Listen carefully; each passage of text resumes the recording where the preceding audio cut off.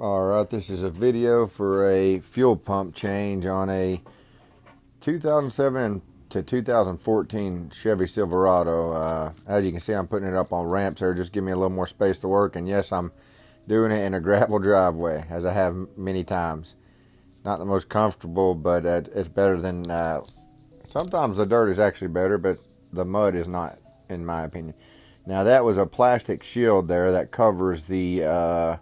gas tank itself, and these are the hoses that go to the gas tank. So the first thing you'll need here is an 8mm, just to get this hose clamp off here. As you can see, it connects up there to your gas cap. So this is the fuel filler hose is what this is, and it wasn't too bad to get off, but it's like it was kind of suctioned. The hose was suctioned to the tube itself, so it took a lot of pressure, turning back and forth quite a bit here. But once I finally got it broke loose, it wasn't too bad to get off. None of this stuff was real easy, honestly. If you ever worked on vehicles, you know, that are kind of older. This is a 2011 now, and so which is, what is that, 14 years old now. So once you work on a vehicle like that, that's been, you know, a lot of the parts are still original parts and everything, you know that they're not that easy to get off sometimes. But as you can see there it is, the hose clamp. Just save that to the side. That way you can put it back on later. And right here, there's 3 different things you've got to disconnect altogether right here. So you've got that hose there that you needed to disconnect from that filler tube up there. And then you've also got a vacuum hose up there. None of these were very easy to get off, honestly. The vacuum hose was probably the hardest, actually. I actually ended up breaking the connector that holds it in place loose. I just broke it out of there. And what I did was zip tied it back up there when I got ready to put it back. As you can see, it's not an easy spot to get to up there at all. I mean, you can't hardly sit up in there. You're kind of just reaching and then going for it blindly a lot of the times, really.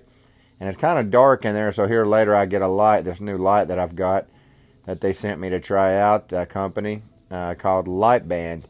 And so you'll see me put that on here later, and it definitely helps, because even though it's daylight here, when you're in there, it's not that easy to see up in there. You can see I'm still kind of trying to figure it out and how it's holding it and everything. As you know, with mechanics, you get in these tight spots sometimes, and sometimes you go by just feel even when it comes to getting nuts and bolts and hoses, and it's not always that easy. But here's the Liteband that they sent me. So this is their 1500 lumens Liteband Pro, and it's 3400 milliampere hours, as you've seen there on it. It's got a USB-C charger, so it takes the same charger as a modern Android phone. So there's the charger itself, and then your batteries connect into the Liteband itself, which is really cool, I thought. That way, if one's dead, you can just switch it right out with another one. And there's a slot on the back of the band where the battery slides in. I thought that was really cool. I'd never seen one of these headlights like that. I always call them headlights.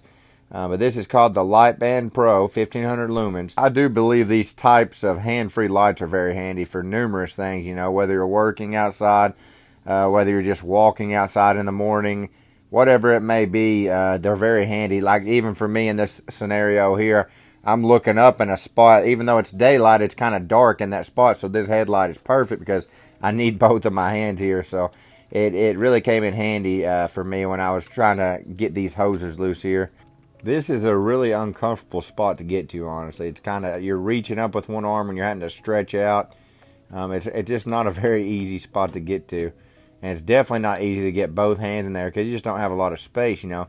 Maybe if you took that tire off, I'm sure that would probably help, but I kept my tire on. But there it is. That's the vent hose. And so it broke. As you can see, there's a little tab there that holds it in place, and I broke it off of there. I got tired of fooling with it and broke it intentionally. And what I did was just zip tied it when I put it back. So here's the second hose clamp. And it does take a smaller socket. To be honest, I cannot remember. It may have been a 6mm. The other hose took an 8 millimeter. Sorry, 8 amp. Talking about batteries. And then you're going to want to cut these zip ties that are holding the hoses together as well. So I just got my box knife here and cut those. And that is everything you need right there. So you've got 3 different hoses all together. You got your venting hose, and then you've got the other 2 rubber hoses. You need to get all those disconnected. That's the first step that I took, and I recommend that being your first step as well. Now we're going to take this shield off that's covering your entire gas tank, and as you can see here, I'm using an extension and a 13 millimeter. Now this part's pretty easy. All these came out pretty easy. Honestly, as easy as this stuff came off, a lot of this, not so much the hoses, but the bolts and stuff, it made me think that somebody had been in it recently. And the guy that I got the truck from, I actually reached out to him and asked him if he'd had that fuel pump changed recently, and he said he had 2 years ago, so that made sense, you know. So this fuel pump did not end up fixing my problem. Hopefully, if that's your problem, you know, this video will be helpful for you, because I show the whole process of taking it off and most of the process of putting it back on, which is pretty self-explanatory, because all you do is, you know, what I'm doing now, but in reverse. So there's 3 of those bolts there that hold it, and I kind of did have to wiggle it back and forth. I think I kind of pulled it towards the driver's side, and when I did, it kind of dropped on the passenger side, as you can see there. And now that reveals the tank there itself. So there that is, laying on the ground, the guard, and there's the gas tank itself, which is a pretty big gas tank. And now you've got 2 bolts that are holding your gas tank straps in, and these are metal straps. From a little research that I did, I learned that these bolts are infamous for just continuing to spin when you try to get them off. The hardware that's holding them in place breaks, and they just spin. So I literally had to cut one off, but I'll get to that later. Now here, this is at the front of your tank, up towards the driver's side of the vehicle. So up towards your engine, the very front of the tank. You've got 2 hoses that you've got to take off up here. The one that you just seen me get, and then this one with the blue tab on it. It's up on top there. And what you do is you squeeze that tab on both sides, and when you do it, you pull up. And once you feel it come up, then you can pull that hose off. And watch out, because this may have a little bit of pressure on your fuel line there. So here's one of the bands. Now this is the one where the hardware breaks. The other one, I didn't record me taking it off. It came off no problem. This one just continued to spin and spin and spin, and I felt something break. I felt it as I was taking it off. And the bad thing about this model of truck is it's up in a rail that you cannot get to. You cannot get to it. So here's the bolt. I'm kind of showing. This is what it looks like, and it's just spinning. There's a nut on the other side, and that nut is in a place that you cannot put a wrench on. You can't. The design is horrible. I mean, on the older Chevys, to the best of my knowledge, they were not like that. You could get a wrench in there and hold the nut. They made this one in a way that you cannot, as long as your tank's up in there. So make sure you get a good metal blade if you got to cut that off. As you can see there, I had the tank fall right there. That's not the best way to do it. But I had some straps under it holding it up. And one of them, the ratchet, I could not get it undone, so I just cut the strap, and that's why it fell like that. So here's the top of the gas tank, and this is your fuel pump itself right here. So all of these got to come off. Now all you got to do for that one that I just took off there is squeeze at the bottom and pull it off. That one has another one of those little tabs where you just squeeze it both sides at the bottom, and it pops up, that green one as well. And make sure they pop up. As you can see how those are kind of lifted there. Make sure they're lifted up. If you've got one side up and the other side isn't, it's not going to come off very easy. Now these connectors over here, I had to get a flathead screwdriver and stick in there. It's hard to do with one hand though, so I did not show that. But you just put it in there and lift up a little tab and lift it up over the tab and then pull them right off. Okay, so as you can see here, I'm pulling the tank out now. This video is around 15 minutes. This job was hours. And a big part of it, why it was so long though, was just me trying to get that one bolt out. And if you end up having that happen with a bolt, I would recommend looking up a video on how to get it out. So that was a just piece of copper pipe that I had laying around, and I'm using it to take this locking ring off of the fuel pump, because there's a ring that holds your fuel pump down there.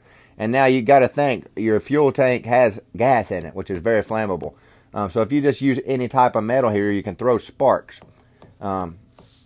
Same thing for when I cut that bolt off. You got to be very careful for sparks, because it is gas in this tank. I just had that laying around. I keep stuff a lot of times if I think I can use it.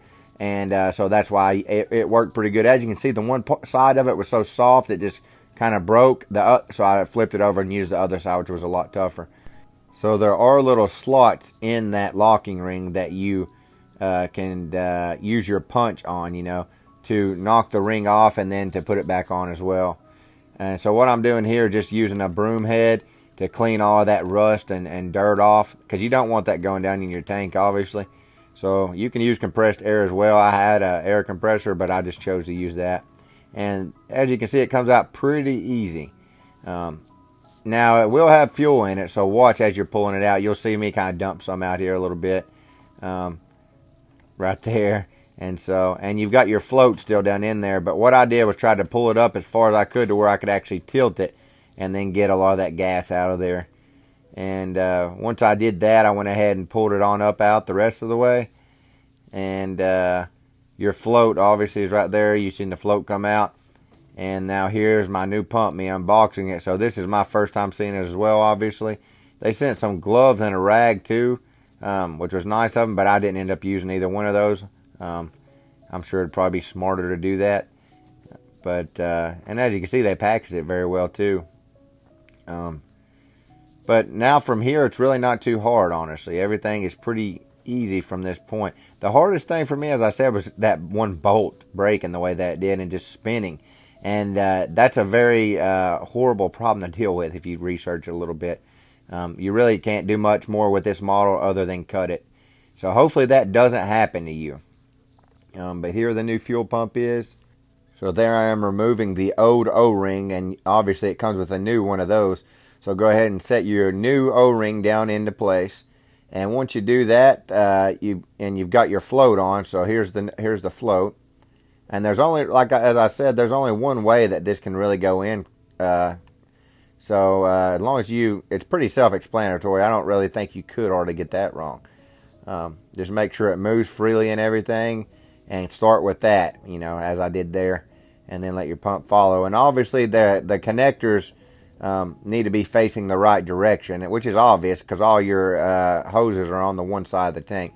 So just make sure the place to connect those are facing the right direction. Now I had a little bit of trouble with this part. That locking ring, when you put that on, not so much just getting it on there, because you do got to move those connectors around a little bit to get it to go down all the way. But once I got it down all the way, you have to hold it down in place evenly as you're knocking it back into place. And you'll see what I'm talking about here, because I do it wrong the first time. I'm kind of holding it down into place more on one side, as you see there, and trying to knock it into place. And the side opposite of my hand there is lifted up. I don't realize it right now, but I realize it once I get it started and look at it, that this piece is, is going under. The slots are going underneath of the lip of the metal, as it should, but the other side was raised above it, so I had to take it back off and redo it. And what I did, you'll see right here, I held it both sides down with one hand and held that punch with one hand, or my homemade punch, and then knocked it on. And you could probably see it there move a little bit. Once it moved underneath the lip of that metal, the metal tabs, it was holding itself down. Then I could really put some force behind it and knock it on the rest of the way. And you're going to want to go until you knock the metal tabs to the very back of the slots, as you'll see here what I'm talking about. See how the little metal tabs are at the very back of the slot and not at the front? You're going to want to go all the way back, and that'll ensure that O-ring holds your fuel pump down the way it's supposed to. That's really not too hard, honestly. An extra pair of hands would help on this part. So there I'm kind of showing you those little slots where you can put your punch at.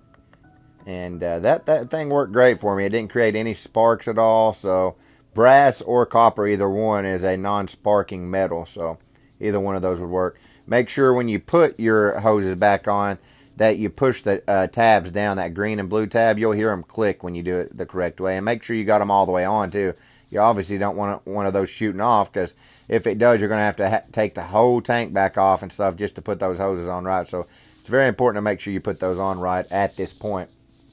So here's what the tank looks like. Now it's pretty self-explanatory at this part. It's the opposite of taking it off. You push it back in. Now you do got to get it in the exact place when you get it in there. And what I did, I used a ratchet strap to get this thing up off the ground on one side, as you'll see here, and I strapped it in my bed up top. So I pulled tension on it, got it up off the ground, strapped that up into my bed, and then on the other side I used a jack. And a jack stand as well. But once you get one side up, as you see I did there, start connecting those connectors. And what I did here was use my jack to just create some space to get under it, because I literally got under the tank and put my knees on it and pushed it up. I had, I think, around a quarter of a tank of fuel in it. And after that, I connected the rest of those connectors as I said. Don't forget the ones on the front of your tank as well. Get your gas tank straps, and you start with the opposite side of the bolt. So not the side that you put the bolt in, but the opposite side. It slides into a slot. Slide that in, and then bolt it in on the other side. Once you do that, you've got those 3 hoses to connect up there by your gas filler tube. And then the last thing is to put the shield back over your fuel tank itself, and that takes 3 bolts. So I hope this helps you in some way or another. If this is your problem, that would be great, because that would mean your problem is fixed as long as you do this, the correct way. But you all be safe out there. Thank you for watching, and God bless.